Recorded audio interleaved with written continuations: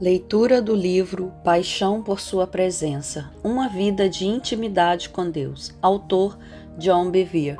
Capítulo 10. Intimidade com o Espírito Santo.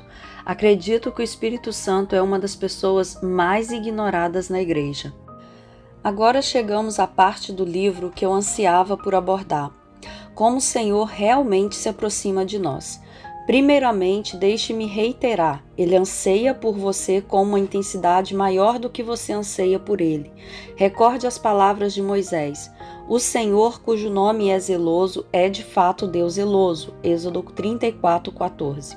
Recentemente, enquanto eu estava em profunda oração, antes mesmo de perceber o que dizia, exclamei: Senhor, se eu não puder ter uma comunhão íntima com o Senhor aqui na terra, então, por favor, me leve embora para o céu. Meus joelhos tremeram um pouco enquanto as palavras fluíam do meu coração. Eu sabia o que estava dizendo, ainda assim, quase que imediatamente minha mente gritou: O que você acabou de pedir? Meu raciocínio lógico questionou se eu deveria pedir coisa semelhante. Poucas horas depois, assentada em um voo para Phoenix, no Arizona, peguei minha Bíblia na maleta e somente a abri. O primeiro versículo que meus olhos viram foram estes que seguem. A ti clamo, ó Senhor, rocha minha, não seja surdo para comigo, para que não suceda, se te calares acerca de mim, seja eu semelhante aos que descem a cova. Salmos 28:1. Quase pulei do meu assento. Quais eram as chances de eu cair exatamente nesse versículo? Estava lidando exatamente com o que tinha perguntado poucas horas antes. Sabia que era uma palavra de Deus porque meu coração estava acelerado. Davi diz que não estamos em melhor situação que um pecador indo para o inferno se Deus não fala conosco. Carrego a Bíblia Nova e Viva Tradução comigo. Então a consultei e coincidiu com o que havia orado naquela manhã. Lê-se: pelo que se você se calar, eu também poderei desistir e morrer. Isso é precisamente o que eu exclamei. Li esse versículo diversas vezes e nunca o tinha visto a partir dessa perspectiva. Imediatamente soube que não tinha orado algo contrário à vontade de Deus, mas sim pelo Espírito Santo. Isso novamente me mostrou que Deus não quer permanecer em silêncio perto de nós. Ele deseja muito se comunicar conosco. Uma das minhas passagens da Bíblia favoritas contém estas palavras escritas por Davi. A teu respeito diz o meu coração, busque a minha face. A tua face, Senhor, buscarei. Salmos 27:8. Você pode ouvir o suspiro do coração de Deus? Ele está convidando cada um de nós dizendo: aproxime-se, quero me comunicar com você, compartilhar meu coração e mostrar grandes e poderosas coisas que você não conhece. Isso deveria descrever a vida de cada cristão. Aproximem-se de Deus e Ele garante que se nós o fizermos, Ele se aproximará de vocês. Determinamos o nível da nossa intimidade, não Ele. Ele já abriu a porta que leva à sua câmara privada. Ele está esperando, nos chamando para que nos aproximemos. Cabe a nós responder, e quanto mais perto chegamos, mais Ele revela os seus desejos. Mesmo assim, olhe as palavras de Tiago antes mesmo deste grande convite. Ou vocês acham que é sem razão que a Escritura diz que o Espírito que Ele fez habitar em nós tem fortes ciúmes? Tiago 4:5. Ele anseia por nós e sente ciúmes. Nos últimos capítulos vimos que Ele não nos compartilha com os desejos e cobiça deste mundo. Por esta razão diz: infiéis, não compreendeis que a amizade do mundo é inimiga de Deus? Aquele, pois, que quiser ser amigo do mundo, constitui-se inimigo de Deus. Tiago 4, verso 4. Não é diferente de uma esposa dizendo a seu marido infiel: você não pode ter a mim e a sua amante, então escolha. Se a escolher, isso quer dizer que você me rejeitou e eu vou embora. Com o Senhor não é diferente. Ele não está disposto a nos dividir com o mundo. Ele deve ser a paixão dos nossos corações ou ele não se revelará a nós. O Espírito que habita em nós anseia. Anteriormente discutimos intensivamente seu desejo por nós, mas agora precisamos nos focar na palavra Espírito.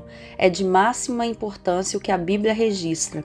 É com ciúme que por nós anseia o Espírito. Tiago 4:5. Jesus não está na terra. Ele está assentado à direita da majestade das alturas e está lá há quase 2000 anos.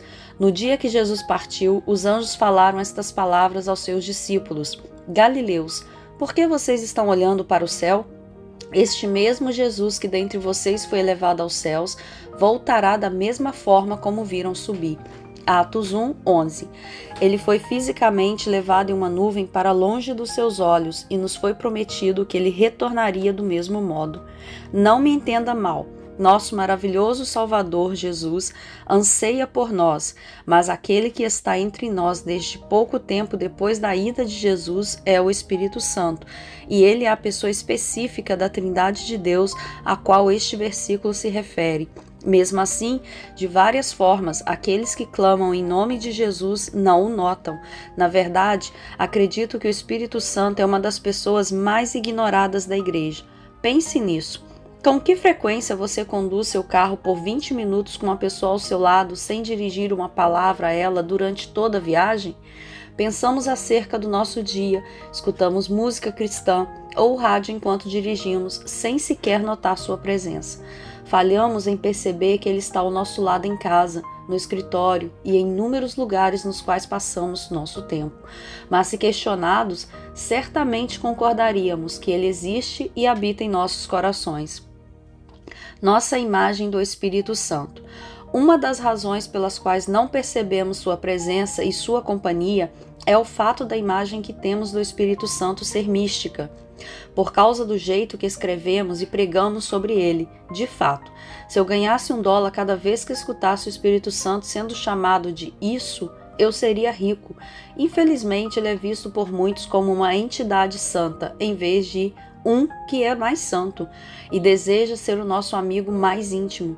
Se meditássemos na palavra, reconheceríamos que ele tem uma mente, Romanos 8:27, bem como uma vontade, 1 Coríntios 12:11, e emoções que são descritas por seu amor por nós, Romanos 15:30. Ele fala, Hebreus 3:7. Na verdade, ele faz isso claramente, 1 Timóteo 4:1. Ele ensina, 1 Coríntios 2:13. Pode ficar triste, Efésios 4:30. Insultado, Hebreus 10:29.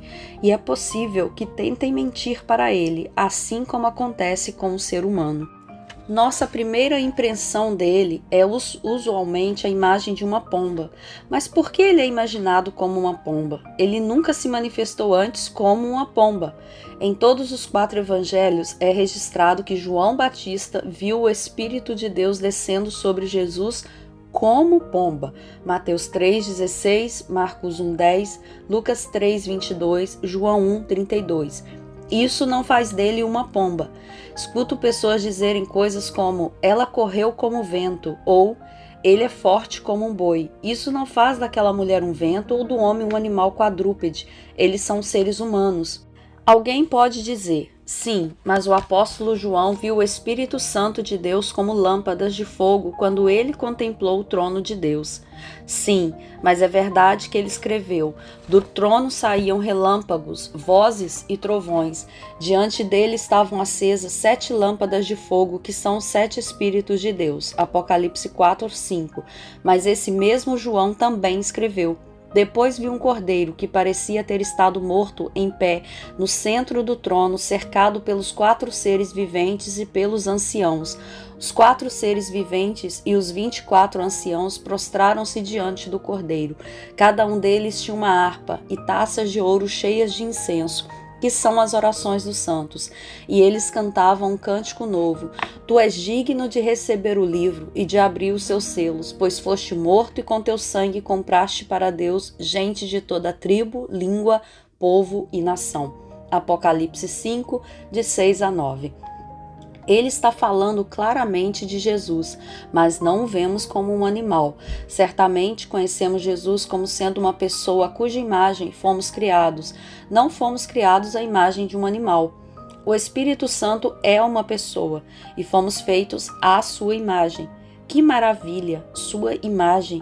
Lemos em Gênesis: então disse Deus, façamos o homem à nossa imagem, conforme a nossa semelhança. Gênesis 1, 26. Não diz, eu farei o homem à minha imagem. Não. Foi o Pai, o Filho e o Espírito Santo criando o homem em harmonia. Estamos bem cientes da participação do Pai e do Filho na criação, mas a Bíblia diz claramente, o Espírito de Deus me fez, Jó 33:4. E novamente, envias o teu Espírito, eles são criados. Salmos 104:30. Então, quando Deus disse, façamos o homem à nossa imagem, o Espírito Santo estava certamente incluído. Somos criados à imagem do Pai, Filho e Espírito Santo. Ele é uma pessoa, a terceira pessoa da Trindade, não um vento místico ou um pássaro pairando. Como pôde Maria ter engravidado pelo Espírito Santo se não fomos criados à sua imagem? A palavra registra, Maria, sua mãe, estava prometida em casamento a José, mas antes que se unissem, achou-se grávida pelo Espírito Santo. Mateus 1, 18. Mais tarde, o anjo do Senhor disse a José, pois o que nela foi gerado procede do Espírito Santo. Mateus 1, 20. Se o Espírito Santo fosse uma coisa, como poderia um homem ser formado em Maria? Ela engravidou pelo Espírito de Deus. Necessita-se de dois seres com a mesma imagem para se criar um descendente normal. Espero que você esteja entendendo que o Espírito Santo é uma pessoa, de fato uma pessoa maravilhosa. Por esta razão, Paulo diz aos cristãos, a graça do Senhor Jesus Cristo, o amor de Deus e a comunhão do Espírito Santo sejam com todos vós. 2 Coríntios 13, 13. Note que ele diz, e a comunhão do Espírito Santo sejam com todos vós. Durante anos estudei a palavra comunhão, porque conhecer Deus intimamente é a minha paixão. Fiz pesquisas em praticamente todos os dicionários gregos que já passaram pelas minhas mãos. A seguir estão algumas das principais definições. Companheirismo, compartilhar juntos ou relações sociais. Parceria, participação mútua, estreita associação mútua, intimidade.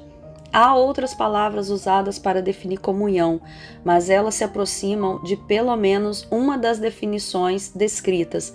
Então escolhi essas. Vamos analisar separadamente cada uma delas e meditar a respeito. Companheirismo.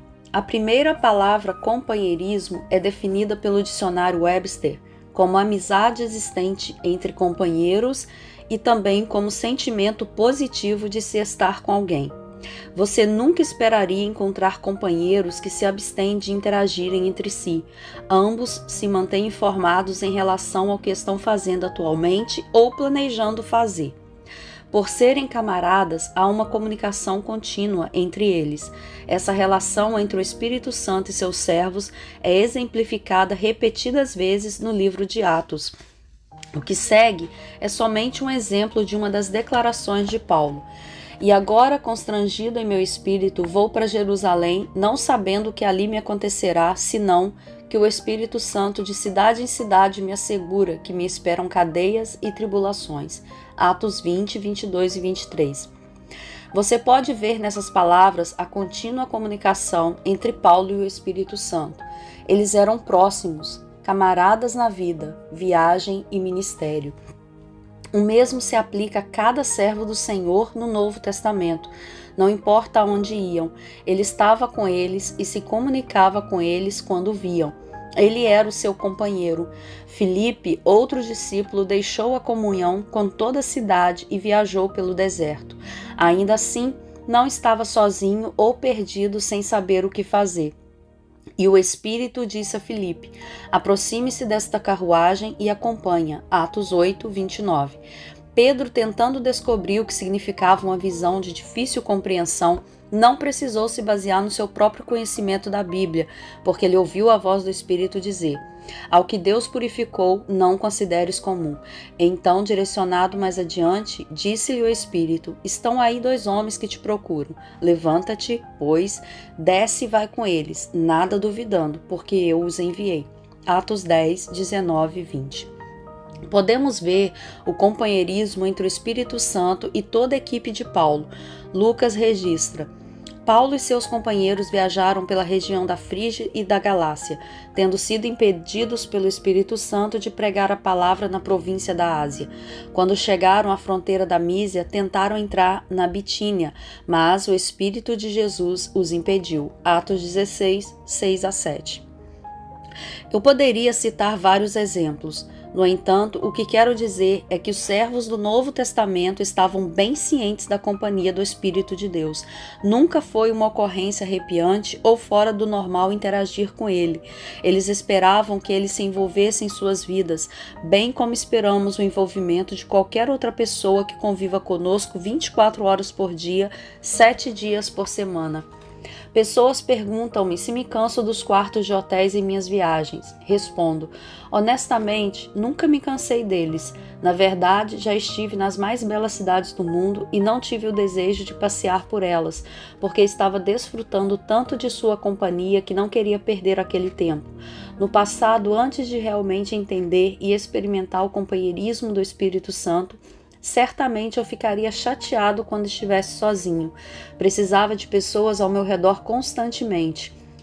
Agora me vejo ansiando por solidão para que possa facilmente ouvir e falar com ele. Essa é a sua paixão, comunicar-se com você. Tire um minuto e feche seus olhos e pense a respeito do Espírito Santo como sendo seu companheiro, porque a palavra de Deus declara: a comunhão do Espírito Santo seja com todos vós. Ou medite nisto, que o companheirismo do Espírito Santo seja com todos vós. Deixe essas palavras crescer em seu coração para abrir as portas da intimidade entre você e o Criador. Compartilhando juntos. A segunda definição, compartilhando juntos ou relações sociais, descreve a troca de ideias ou sentimentos. Os momentos proveitosos que tenho em meu círculo íntimo de amigos são as vezes em que conversamos e compartilhamos as coisas mais profundas ou mais íntimas dos nossos corações. Nesses momentos, nos tornamos vulneráveis e compartilhamos coisas que alguém que não nos conhece realmente pode entender mal ou desdenhar. No entanto, sabemos que esse não é o caso com nossos amigos mais queridos. Eles não fariam nenhum nem outro porque conhecem o nosso coração e não irão interpretar mal o que compartilhamos. Paulo dá um exemplo semelhante de relacionamento com o Espírito Santo quando escreve: digo a verdade em Cristo, não minto. Minha consciência o confirma no Espírito Santo. Romanos 9, 1. O Espírito Santo conhecia o coração de Paulo do mesmo jeito que Paulo conhecia o seu. Havia uma intimidade que se desenvolveu através do compartilhamento mútuo de seus pensamentos e sentimentos mais profundos. Novamente, esse é o motivo pelo qual o temor do Senhor é tão importante. O Senhor não compartilhará seus pensamentos mais íntimos com aqueles que não os veem como preciosos, do mesmo modo que não lançaremos nossas pérolas diante daqueles que querem corrompê-las. Resumindo, coloquemos nos seguintes termos: nunca iríamos compartilhar as coisas mais íntimas de nossas vidas com aqueles que não têm o nosso coração. Com Deus não é diferente. Um santo do Antigo Testamento exclamou: você consegue perscrutar os mistérios de Deus? Pode sondar os limites do Todo-Poderoso? Jó 11, 4. Ainda assim, por causa da porta aberta para ter intimidade com o Espírito Santo que a nova aliança nos traz, Paulo euforicamente diz: mas Deus o revelou a nós por meio do Espírito. O Espírito sonda todas as coisas, até mesmo as coisas mais profundas de Deus. 1 Coríntios 2, 10. Note que é o seu Espírito. Ele é uma pessoa da Trindade que compartilha conosco as coisas íntimas ou profundas de Deus. Uau! Isso não empolga você? Então pare novamente. Feche seus olhos e medite no próprio fato de que o Espírito Santo deseja ter esse tipo de intimidade com você. Ele anseia em mostrar seus mais profundos pensamentos e sentimentos e quer escutar os seus, porque a palavra do Senhor declara que o compartilhamento dos pensamentos e sentimentos do Espírito Santo seja com todos vós. Parceria. A terceira definição, parceria ou participação mútua, é maravilhosamente exemplificada pelo testemunho dos líderes da igreja do passado. Eles escreveram em sua carta: pareceu bem ao Espírito Santo e a nós. Atos 15, 28. Eles mostraram nitidamente o ponto de vista do Espírito Santo, bem como deles. Isso era uma participação mútua na decisão. Eram parceiros no trabalho do reino. Isso pode ser visto no Antigo Testamento, quando Deus veio até Abraão discutir seu plano para Sodoma e Gomorra. Foi permitido a Abraão expor a sua perspectiva e Deus chegou à sua decisão depois de ter ouvido o conselho de Abraão. Isso também é visto algumas vezes com Moisés. O Senhor, em sua ira, estava pronto para destruir os filhos de Israel e o teria feito se não fosse pelo conselho de Moisés. Ele teve de relembrar a Deus suas próprias promessas e reputação. Podemos ler o resultado de um desses conselhos em seu relato. E sucedeu que o Senhor arrependeu-se do mal que ameaçaram trazer sobre o povo. Êxodo 32, 14.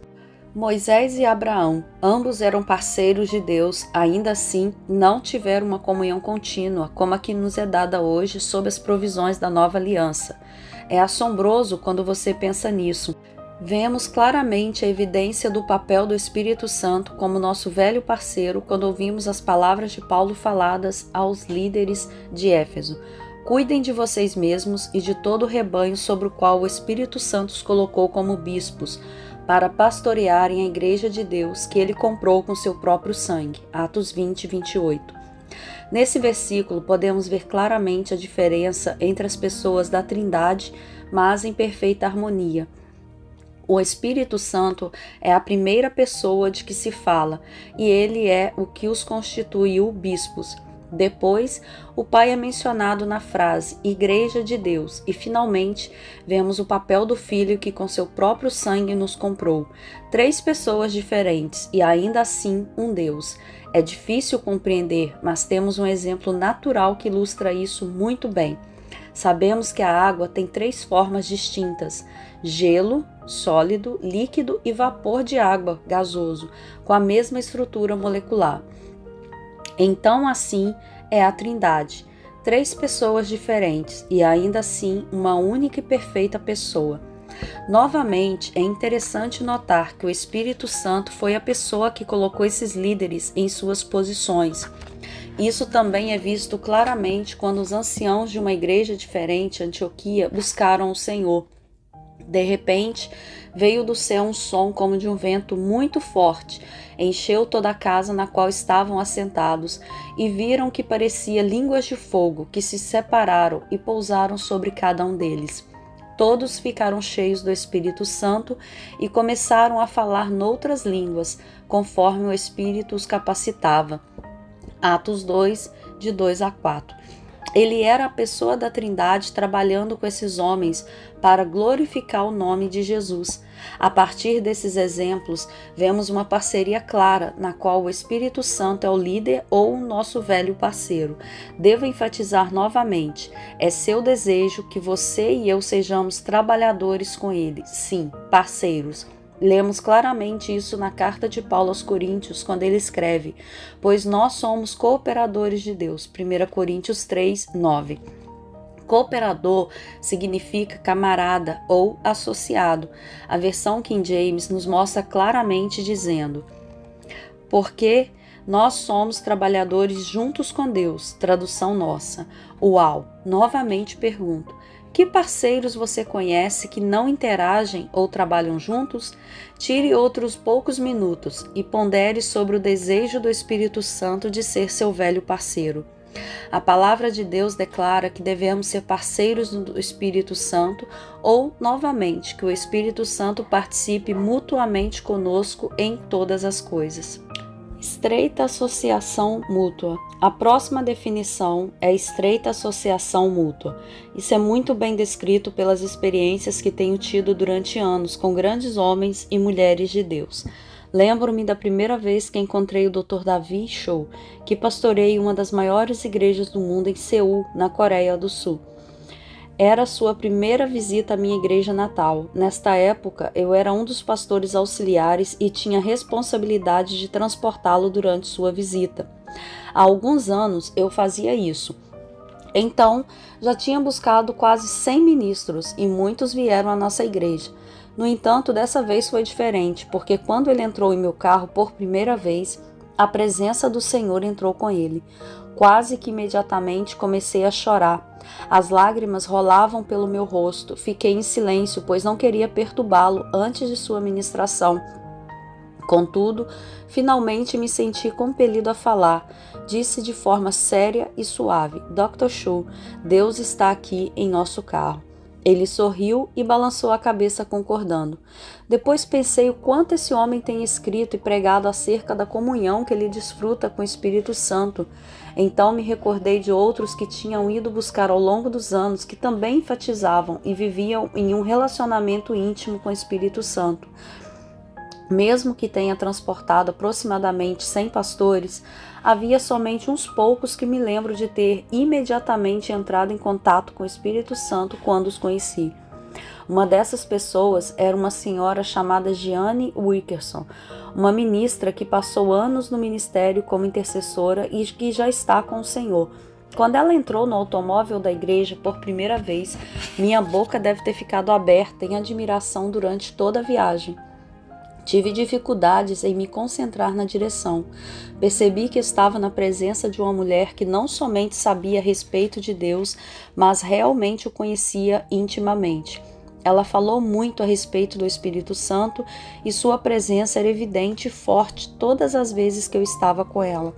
Recentemente, estive pregando em uma igreja no noroeste dos Estados Unidos com capacidade para 4.000 membros. Preguei a respeito do Espírito Santo no culto da manhã de domingo. E naquela noite, quando retornamos, era para eu ministrar por 45 minutos. Bem, só peguei no microfone depois de 2 horas de culto, porque o Espírito Santo tinha outros planos. Ele ministrou a muitos, foi assombroso.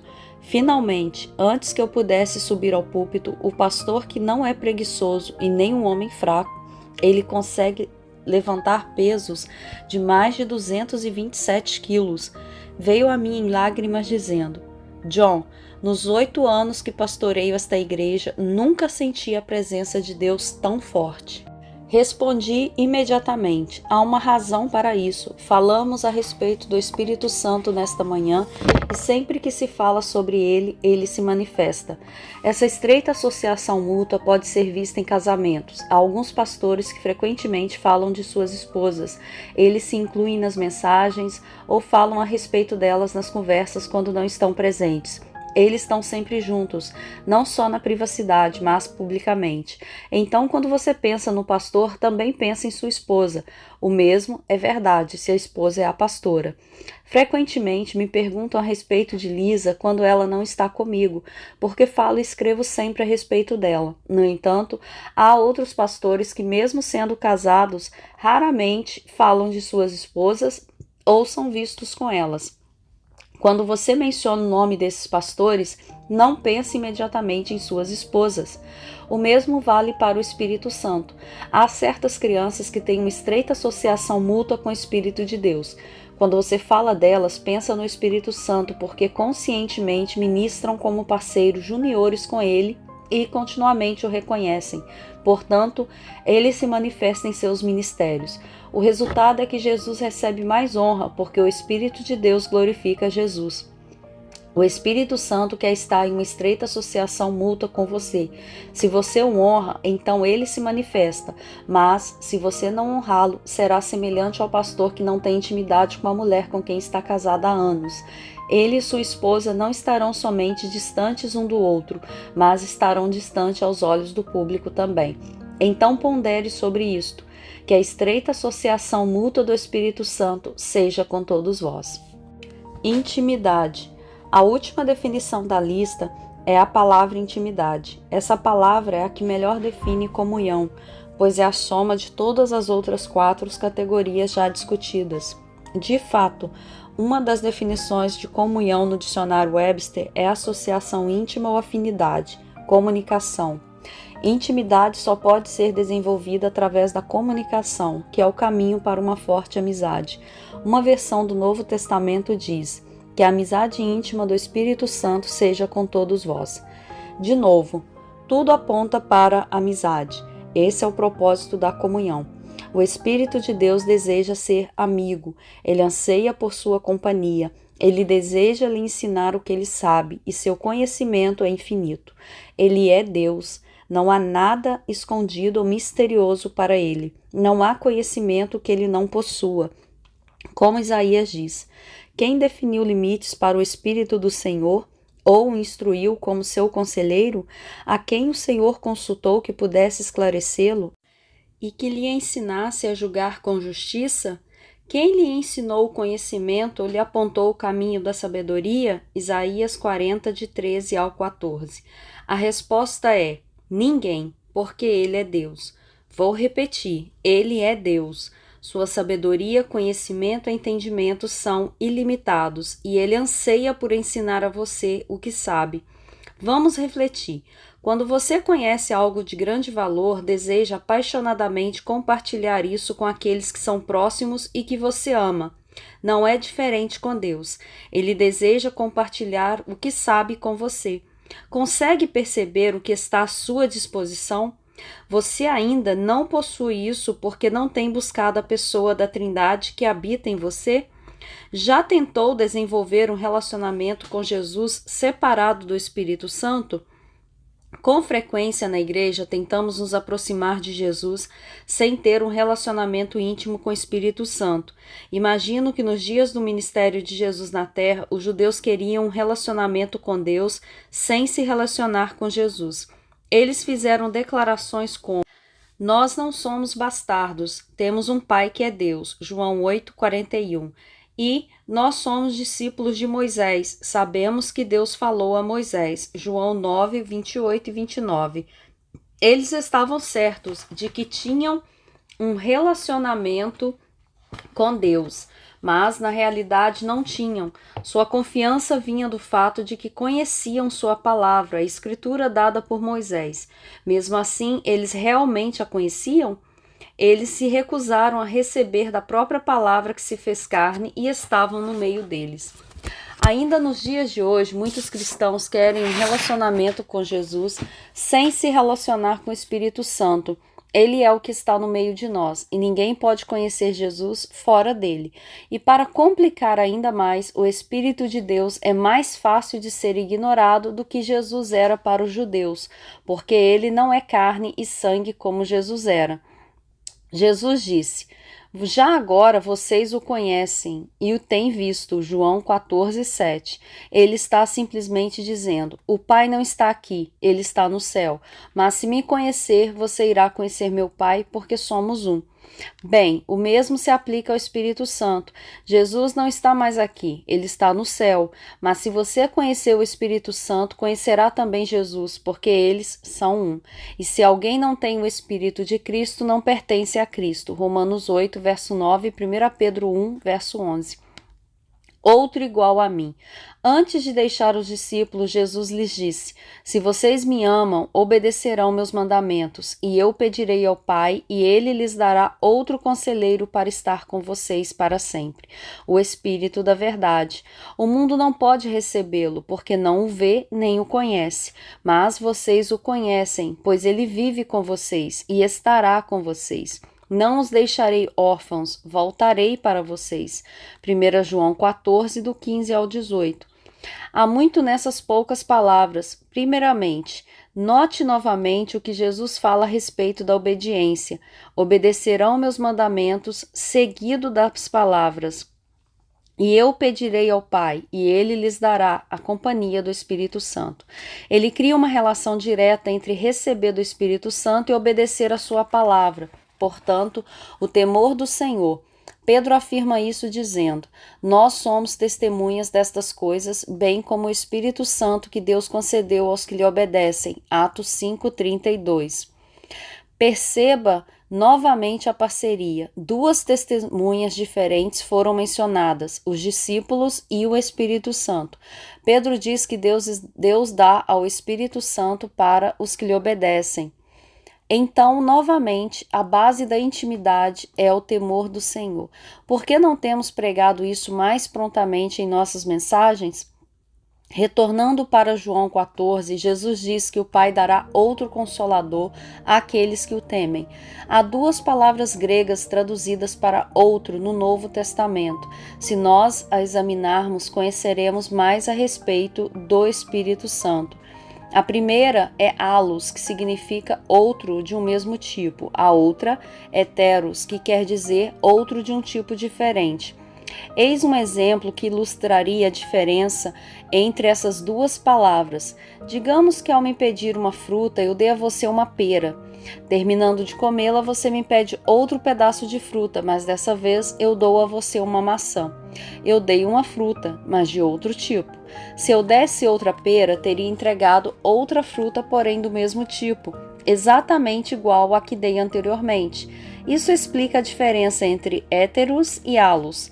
A palavra grega que Jesus usou é allos, que significa outro do mesmo tipo. Jesus está dizendo: o Espírito Santo é exatamente como eu. De fato, a palavra grega para consolador é parakletos, que deriva de duas palavras diferentes. Para, que significa para o lado de, e kaleo, que significa convocar. Portanto, a palavra parakletos significa aquele que é convocado para o lado do outro, para ir ao auxílio dele.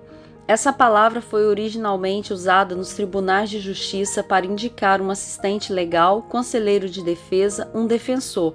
Então, geralmente alguém que defende a causa de outro, um intercessor ou advogado. É bastante interessante que ela tenha sido usada uma única vez nas epístolas e foi para identificar Jesus, 1 João 2:1. Bem, como Jesus vive para sempre para ser o nosso advogado ou intercessor, também o Espírito Santo é o nosso advogado. Ele é chamado para estar ao nosso lado e nos ajudar. Jesus está dizendo aos seus discípulos: do mesmo jeito que estive com vocês, ele estará com vocês. Com frequência escuto as pessoas dizerem: oh, se pudesse ter caminhado lado a lado com Jesus, eu faria tantas perguntas. Bem, fariam mesmo? O fato de fazerem tais declarações revela a falta de intimidade com o Espírito Santo. Se eles não criam laços com o Espírito de Deus, o que os faz pensar que seria diferente com Jesus? De fato, Jesus fez uma declaração incrível, mas eu vos digo a verdade, João 16:7. Antes de completar sua declaração, deixe-me dizer que esta introdução à declaração de Jesus sempre me impressionou. Jesus tinha andado com eles por 3 anos e meio. Ele nunca lhes disse uma mentira ou um pensamento enganoso, e tudo o que tinha dito a eles durante esses anos era sempre aceito. Ainda assim, ele está a ponto de compartilhar algo tão inimaginável que precisa introduzir com: pessoal, o que estou prestes a falar não é mentira, é a verdade. Então vamos continuar a ler essa declaração inimaginável. Mas eu lhes afirmo que é para o bem de vocês que eu vou. E se eu não for, o conselheiro não virá para vocês. Mas se eu for, eu o enviarei. João 16:7. Uau! Pare e pense a respeito dessas palavras. Ele diz que é melhor para eles que ele parta. Agora você entende o que Jesus quis dizer com a introdução à sua declaração? Pessoal, estou falando a verdade.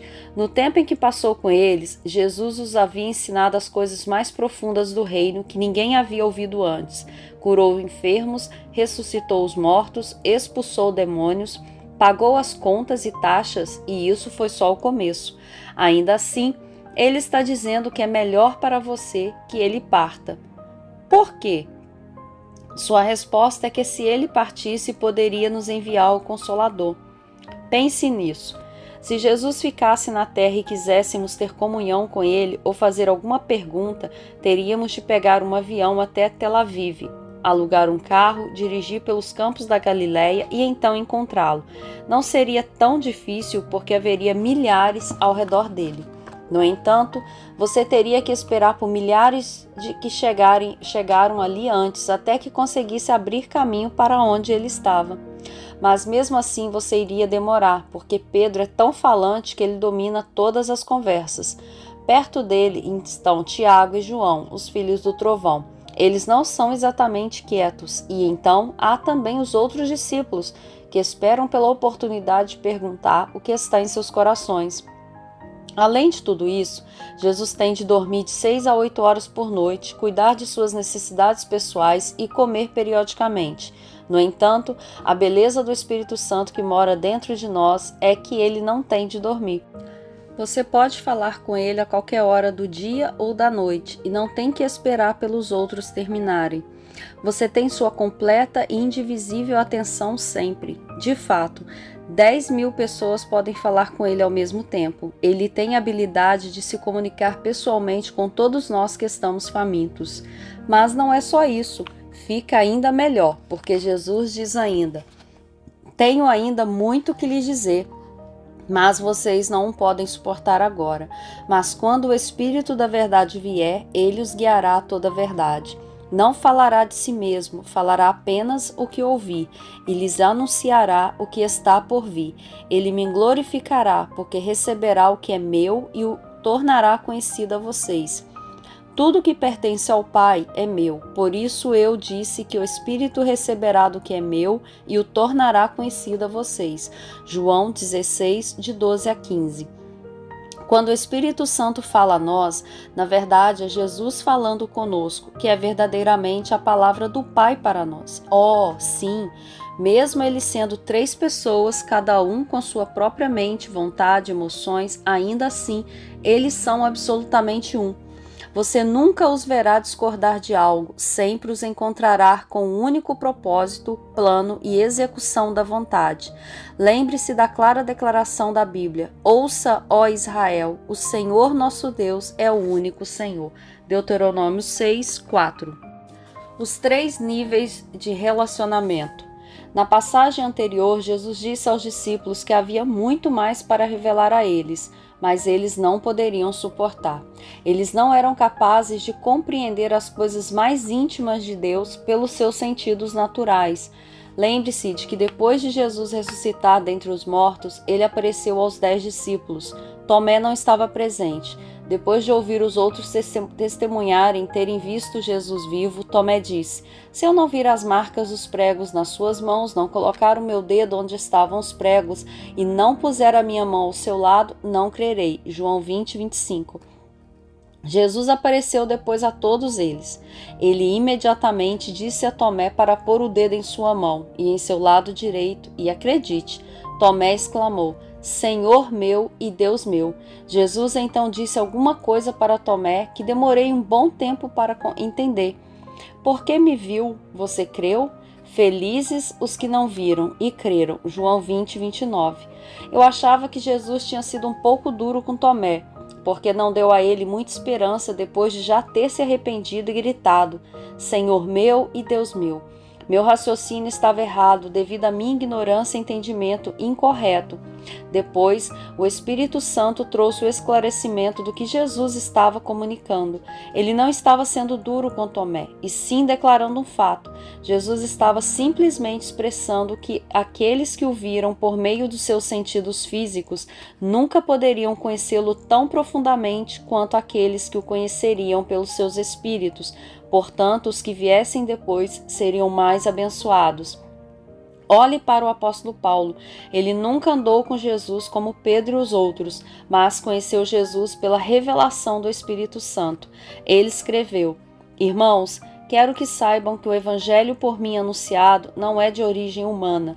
Não o recebi de pessoa alguma, nem foi-me ensinado. Ao contrário, eu o recebi de Jesus Cristo por revelação. Vocês ouviram qual foi o meu procedimento no judaísmo, como perseguia com violência a Igreja de Deus, procurando destruí-la. No judaísmo eu superava a maioria dos judeus da minha idade e era extremamente zeloso das tradições dos meus antepassados. Mas Deus me separou desde o ventre materno e me chamou por sua graça, quando lhe agradou revelar seu Filho em mim, para que eu o anunciasse entre os gentios. Não consultei pessoa alguma, tampouco subi a Jerusalém para ver os que eram apóstolos antes de mim, mas de imediato parti para a Arábia e voltei outra vez a Damasco. Gálatas 1, de 11 a 17. À medida que o tempo passava, Paulo era capacitado para entrar em um relacionamento íntimo com o Senhor, o qual nenhum dos apóstolos originais obteve.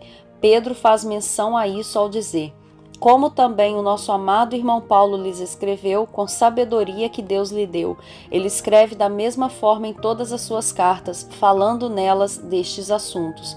Suas cartas contêm algumas coisas difíceis de entender, as quais os ignorantes e instáveis torcem, como também o fazem com as demais escrituras para a própria destruição deles. 2 Pedro 3, de 15 a 16. Uau! Pedro caminhou com o próprio mestre 3 anos e meio na carne, e Paulo nunca o fizera. Ainda assim argumentava sobre a natureza de Jesus de tal maneira que até Pedro tinha dificuldades para entender. Por quê?